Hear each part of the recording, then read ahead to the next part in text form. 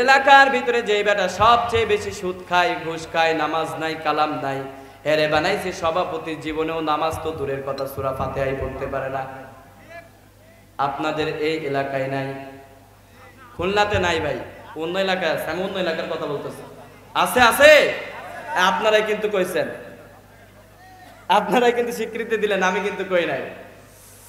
এই সমস্ত ব্যাপারগুলো চেঞ্জ করতে হবে, কেননা ইমামের পিছনে সেই দাঁড়াবে, সভাপতি সেই হবে যে ব্যক্তিটা ইমামের অপরিবর্তে নামাজ আদায় করাতে পারবে, ঠিক কিনা?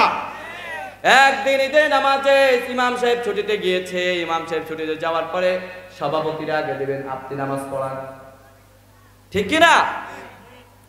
মসজিদে নববীর সভাপতি ছিলেন সাইয়েদিনা, সাহাবীদের ভিতরে বিশ্বনবীজি ওই মসজিদে নববীর ইমাম ছিলেন, সাইয়েদিনা ওমর ইমাম ছিলেন, ঠিক কিনা? সাহাবীরা এমন ইমাম তাদের ছিল, ইমাম যদি 100 বছর না আসতেন তারা কিন্তু ইমামতির দায়িত্ব পালন করতে পারতেন, নাকি পারতেন না?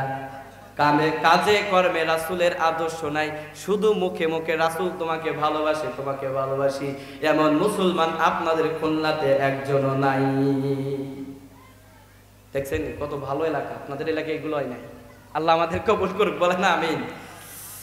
ভাইরা আমার, যেই কথা বলতেছিলাম, এই সূরার একটি নাম হচ্ছে আস-সালাত।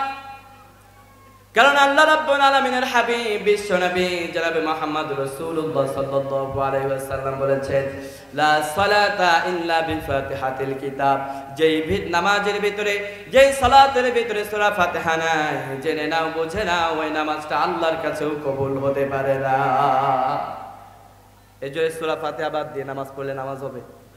সব ইমামরা একযোগে বলেছেন, ইমাম আবু হানিফার মত, ইমাম শাফিঈর মত, সবাই বলেছেন যে না, সূরা ফাতিহা বাদ দিয়ে যদি অন্য কোন সূরা কোনো ব্যক্তি নামাজ শুরু করে, ওই ব্যক্তিটার নামাজ হতে পারে না। এবার আসুন, সূরার অন্যতম একটি নাম হচ্ছে সূরাতুর রুকিয়া। নাম কি? সূরাতুর রুকিয়া। রুকিয়া শব্দের অর্থ হচ্ছে ঝাড়ফুঁক করা। কি করা? এবার অনেক হুজুররা আমার প্রতি রাগান্বিত হয়ে যেতে পারে।